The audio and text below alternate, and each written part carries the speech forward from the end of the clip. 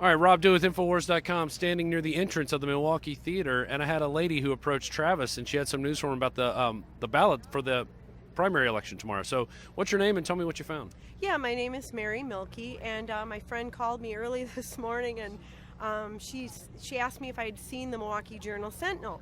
She said they have a ballot posted, a sample ballot, and she said there's something really weird. I've never seen this before.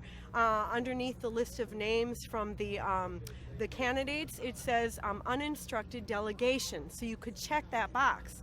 So I thought, well, that's really weird. I don't recall seeing that either. I checked my sample ballot from the village of Germantown. I checked my mom's in New Berlin. They all have it. And do you know what that means? Well, I asked a friend who I know is running for the supervisor position in Milwaukee County, and I called her and told her about it, and she said, well, if somebody checks that box, that means they're basically saying, I can't choose my candidate, I would like the party to choose for me. So that's pretty scary. What if a lot of people suddenly check that box? Or if somebody goes in and checks it for them? Yes, that's even worse. Wow, hadn't thought of that. So yeah, that's where it's going. It's so they can take the delegates away from Donald Trump if he gets any. They're looking at, in Arizona, actually flipping the delegates from Trump, or from Cruz to Trump, and he won Arizona outright. Right. And so, I mean, people are going in pretending. In Wisconsin, I also learned that people have to sign an affidavit saying they would support the will of the people. But what exactly does that mean? How do they know what the will of the people is? Until the votes are officially counted, and I say that in air quotes because it looks like Scott Walker, along with the Speaker of the House, Paul Ryan, and the other Republicans have garnered together to go against Trump.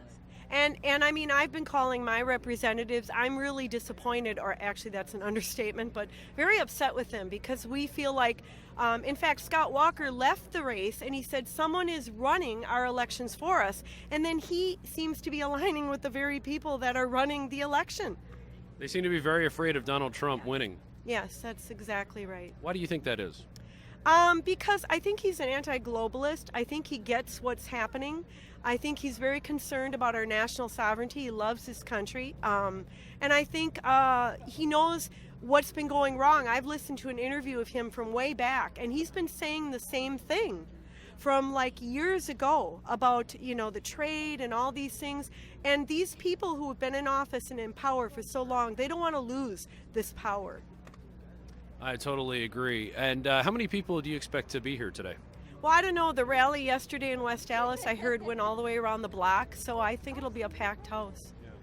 And you're pretty close in the front of the line, aren't you? Yes. My friend talked me into coming.